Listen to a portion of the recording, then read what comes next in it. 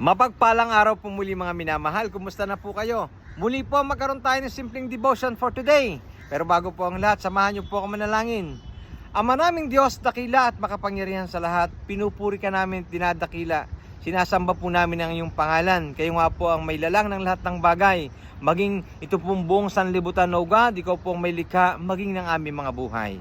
Patawad po sa aming mga kasalanan, sa aming mga kalikuan, sa lahat ng haka ng isip puso na hindi po kalugod-lugod sa iyo. Patawarin nyo nga po kami, maging sa maling paghatol namin sa aming salita, sa aming kapwa.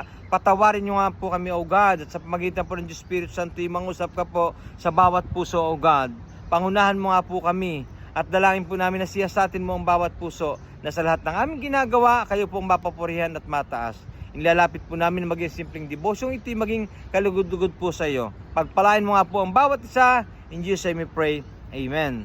Ang sabi po ng Bible sa aklat po ng Daniel chapter 1 mula po sa verse 8 and 9, But Daniel purposed in his heart that he would not defile himself with the portion of the king's meat, nor with the wine which he drank. Therefore he requested to the prince of the eunuch that he might not defile himself. Now God had brought Daniel into favor and tender God love with the prince of the eunuch. Salamat po sa salita ng Diyos. In this time mga minamahal, sa Daniel chapter 1, na kung saan po third year na po ng reign ito po si Jehoiakim na king of Judah.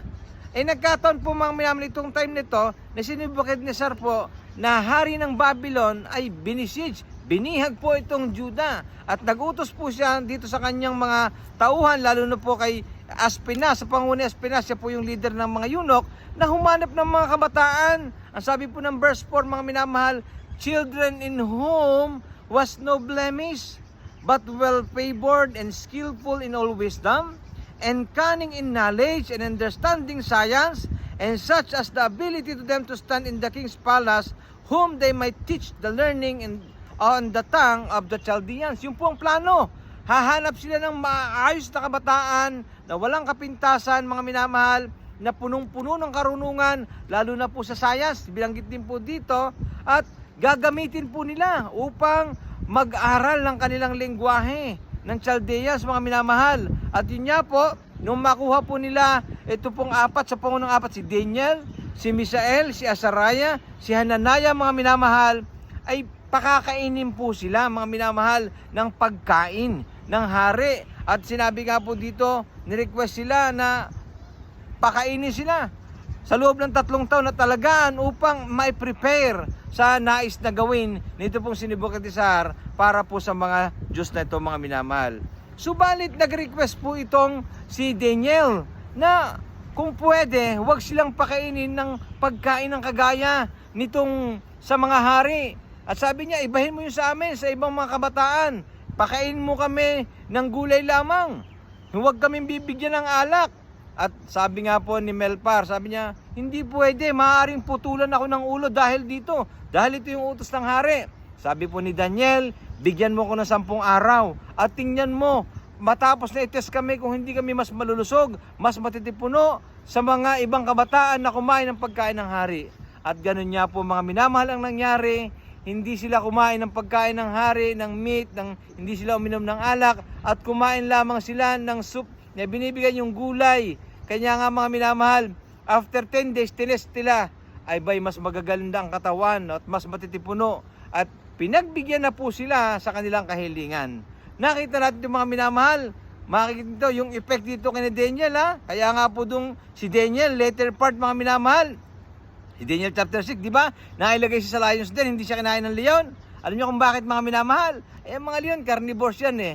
Vegetarian itong si Daniel, hindi po mga minamahal. Makikita ho natin dito kung paano yung paninindigan nitong mga kabataang ito na talagang kahit na buhay nila ang kapalit, hindi nila pwedeng ma-defile ng anumang pagkain. Sa ating sitwasyon kapanahon ng mga minamahal, usang social media. Ito yung nakaka-defile sa atin na nung bagay ang pumapasok at nakikita natin, iba't ibang katuruan, iba't ibang kaalaman, ng mga tao hindi na ganun ka-devoted sa salita ng Diyos, mga minamahal. Remember mga minamahal, ang salita po ng Diyos ay buhay. Ito po ay hihiwa sa iyo, hihiwa sa akin. Magkabilitalim po ito. At the more na tayo nagbabasa at nasusugatan tayo, the more tayong natututo. At naniniwala po ako, the more na mas nakikita natin ang kalooban ng Diyos, mas nasasaktan po tayo sa mga bagay na maling nagagawa natin. Mas nagigilty tayo sa mga kamalian at mas lumalapit tayo sa Diyos. Kanya, maging sina Daniel, Azariah, ay hindi po nagpa-apekto mga minamahal eh. Hindi sila nagpasindak na kahit sila ipapatayin. Hindi kami kakain. Sapagkat yan ang magdudulot sa amin ng kamalian. Kailan ho kaya tayo magkakaroon ng paninindigan na kung saan handa po nating ipaglaban ang salita ng Diyos? Naniniwala po ako, time will come, wala na ho tayong makikitang hard copy ng mga King James Bible eh. Nasaan? Naida-download na lang ho natin. Mahirap po pang minamahal. Pag ang cellphone pa, paano pag nalobat, di wala na ho tayong babasahin. Mga minamahal, sabi nga po ng Biblia sa book of John 15:16, if you love me, keep my commandments. And one of His commandment is salita ng Diyos, mga minamahal. Ito pong salita ng Diyos ay buhay at mabis at makapangyarihan. Ang sabi po ng Joshua 1:8, this book of the law shall not depart out of thy mouth, but thou shalt meditate therein day and night, that thou mayest do according to all that's written therein, so that they may shall way prosperous and magkakaroon ka ng good success. Sapagkat merong bad success, hindi ba mga minamahal? Ito yung na-defile ng mga bagay sa sanlibutan. Kanya, mahirap man pong gawin, huwag ho nating hayaang ma-defile po tayo ng social media, huwag po tayong ma-defile ng mga bagay na ating nakikita sa ating paligid. At yun din pong sabi ng Biblia sa 1 John, mga minamahal, chapter 2, 15-16 na huwag mong ibigin ang sanlibutan ni ang mga bagay na sanlibutan. Ano po ba yan? Yung lust of the eyes, lust of the flesh, and the pride of life.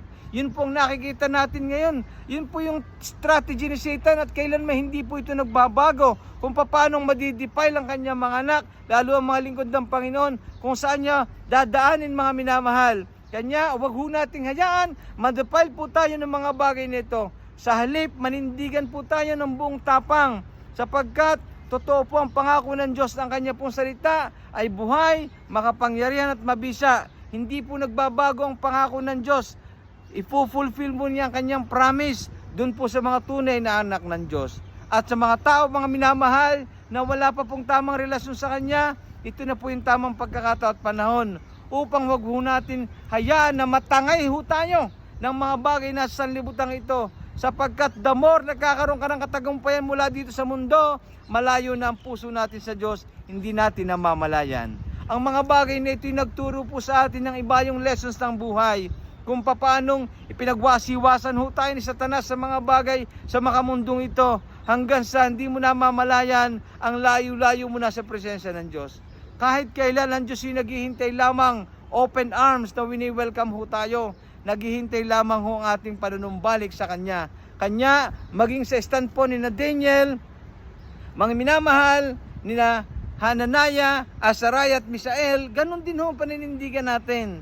At matatanda natin, mamaya sa susunod na pag-aaral natin, sa chapter 3, kung paano yung tatlong Diyos na to ay nanindigan kahit ilalagay sila sa burning oven, mga minamahal, hindi ho sila nagpatinag eh. Ganun dapat ho ang ating stand. Huwag ho nating hayaan na ma-defiled ho tayo ng mga bagay dito sa mundo. At ang atin hong laging iisipin, ano nga bang motibo ng ating mga puso sa lahat ng ating ginagawa. Kung ito'y patungkol sa Diyos, the more na lumalapit tayo sa Kanya, the more na mas nasasaktan tayo sa ating mga kasalanan, the more na mas na magigilty tayo, the more na mas nagpapakumbaba tayo at lalapit tayo sa Diyos. Sabi nga po ng Biblia, huwag nating hayaan at tingnan ang ating mga sarili na masigit tayo sa ating kapwa. Sa halip, mas lumapit po tayo sa Diyos, magkaroon tayo ng compassionate heart lalo sa ating kapwa, lalo sa ating mga kapatid na malayo pa po ang relasyon sa Diyos. Nawa, sa simpleng paalala ng salita ng Diyos sa buhay ni Daniel, Misael, Azariah, ay manindigan din ho tayo na huwag ho tayong ma-defile ng mga bagay na pinapakain ho natin sa atin dito sa mundong ito. Nawa, pinagpala po tayo ng salita ng Diyos sa araw na ito. Tayo po'y manalangin. Ama namin Diyos, banal at makapangyarihan sa lahat, marami pong salamat o God sa bawat araw. Sa iyong paalala sa amin ng iyong salita, na kung saan katulad din po nila Daniel at ng mga Hebrew men na to na nanindigan po kung paano huwag po kami hayaang ma-defile ng mga bagay na amin pong kinakain sa bawat araw. Maging yung kinakain ng aming mga paningin, na sa social media namin makikita, yung aming mga narinig, naway huwag po kaming hayaang kainin ng sistema ng mundong ito. Sa halip po, God, ay turuan mo po ang bawat puso na matuto po kaming lalong lumapit, magsikhay, na magpuri po sa iyo. Pagpalain mo nga po ang bawat isa, maging ang bawat isa, Panginoon, wala pang tamang relasyon sa iyo. Nawa, ito na po yung tamang panahon at pagkakataon na abutin mo nga po ang bawat puso na wag nang pagmatigasan. Kayo po'y tanggapin na sa bawat buhay bilang Diyos tagapagligtas. Sapagkat lang mo ang papakaraanan upang ang bawat isa po'y makapiling mo po sa langit na bayan. Inlalapit po natin pinagkakatiwalang lahat to, God. In Jesus we pray. Amen. Muli po, mapagpalang araw sa bawat isa. And God bless us all. Thank you po.